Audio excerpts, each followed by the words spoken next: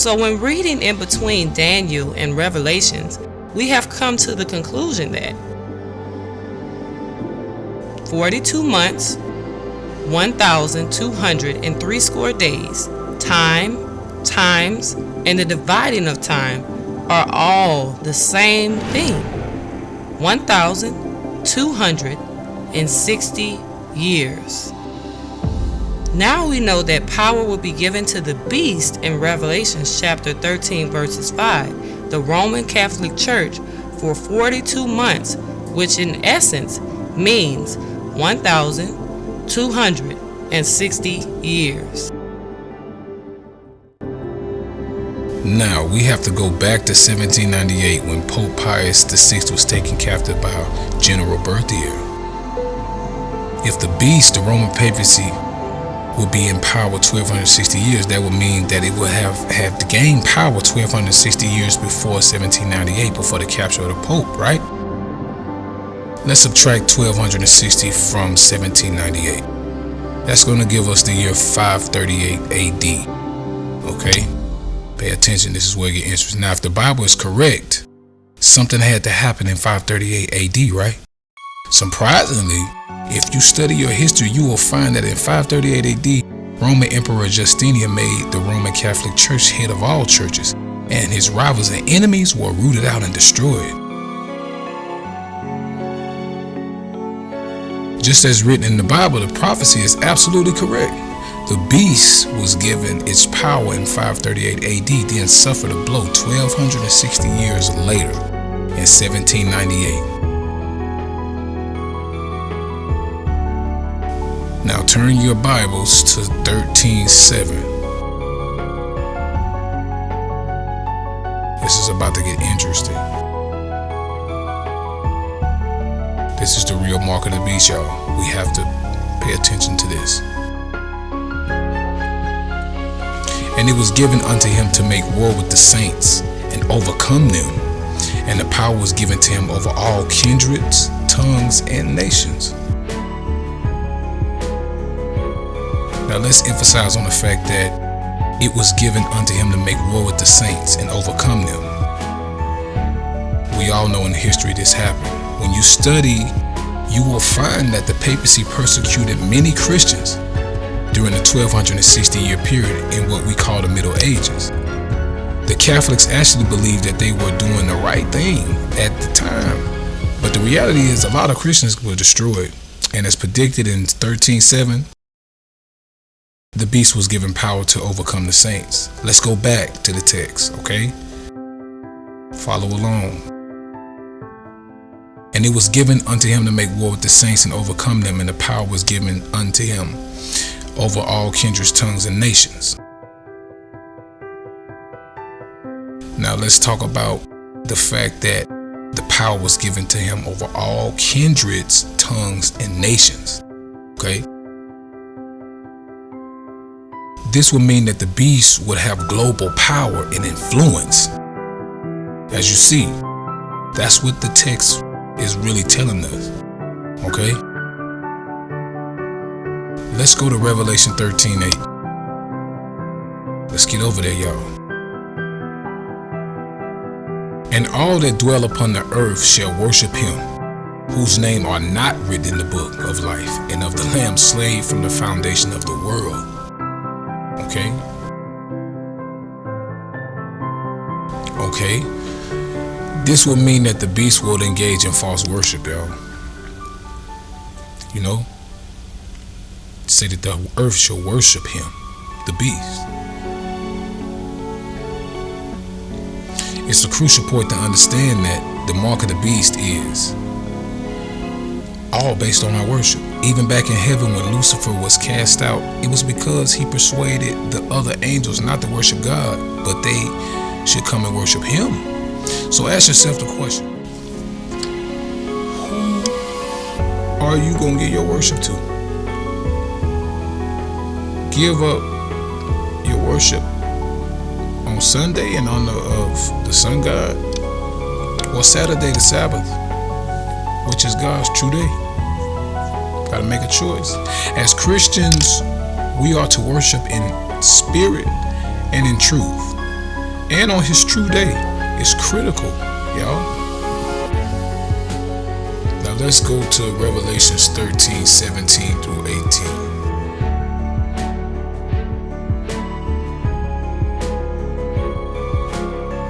And that no man might buy or sell, save that he had the mark, or the name of the beast, or the number of his name. A lot of people want to know what this means. Notice that we are moving into a cashless society, y'all, where it wouldn't be hard for somebody to go on the computer and stop funds and spending. Now let's go to Revelations 13, 18 and get down to the bottom of this. We're moving fast. Just pause it if you need to.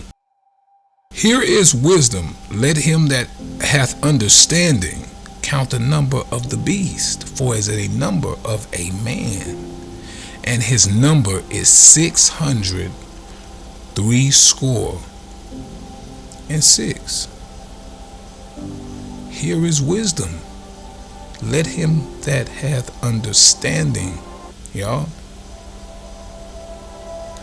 Every pope wears a hat, and the title of the pope is Vicarius Filii Dei.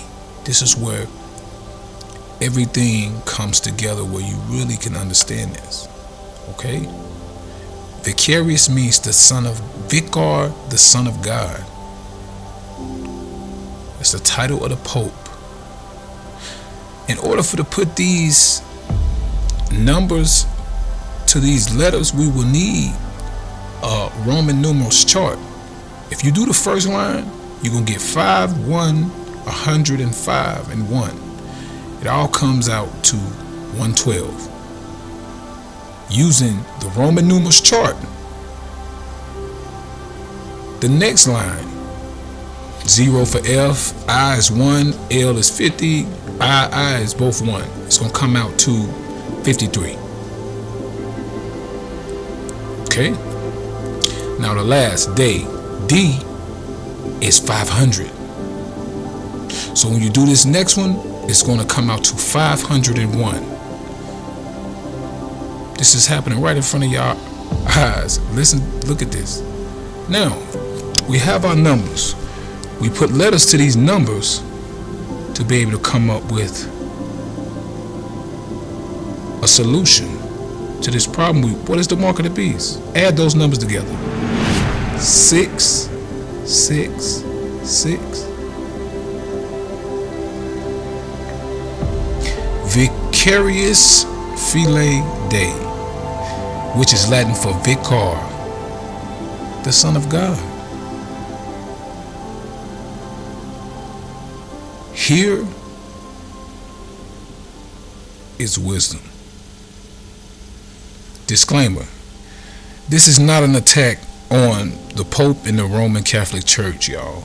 This is an attack on a religious system. You have people who worship on Sunday that just are misinformed. The Roman Catholic Church attempted to change God's law on Sabbath, Saturday, the 7th day of the week, to Sunday, the 1st day of the week in 321 AD. Roman Emperor Constantine was the only power that could make this change, because the reality it is, church can't make us do anything, but the government can't. Whenever the time comes when we see church and state come together, it's not going to be a good thing. Constantine ordered that the people in the city cease from doing their work on Sunday in the name of the sun god. At the time, Sunday became a holiday and a day of worship. Okay? We have to understand that. Years later, in 336 AD, the order was extended to the people of the field. Why? Because we know the crops in the fields is worth a lot of money, which is why they was not too quick to halt their work, as they did to the people in the city. In conclusion, the Sabbath was not changed by God, it was changed by men. As believers, we have to understand that God has his day of worship and the devil has his. Do not be deceived. Let he who has wisdom count the number of a man. His number is 666, y'all already know. Although we counted the number of a man though, remember that it's actually representation of a religious system. So do yourself a favor and rest your hands on the Sabbath. pray and give praise to God on this true day, because the mark of the beast is simply who are you going to give your worship to and what day. Remember this: as true followers of Christ, we are to worship him in spirit and in the truth, and on his true day. The Sabbath is his seal. You have to acknowledge that the Sabbath is so serious. Jesus honored it even in death and rose on the third day. I hope that y'all got a lot from this lesson. I hope that y'all really understand the mark of the beast now, and understand that it's going to come a time where we're going to be forced to worship on a certain day, y'all. It's not about what people say about what the government is about to do next. The government will do things. They are men. We live in a spiritual world. It's all about worship. The devil did not get kicked out of heaven for doing anything other than getting other angels to worship him. The Sabbath is sundown Friday to sundown Saturday. Remember what I said. The Sabbath was so serious, Jesus honored it even in his death. This is not a game. As Sabbath keepers, Seventh-day Adventists, we believe and know that God's Sabbath is his seal. You know what they say, when you know better, you do better, right? All right. Thank y'all and be blessed.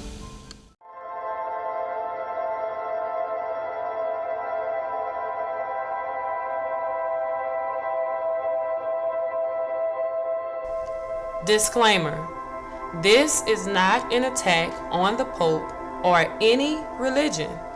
This is in reference to the mark of the beast and its true meaning.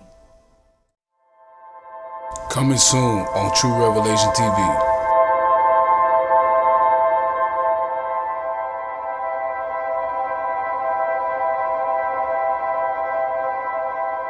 What does the Bible say about jewelry and tattoos?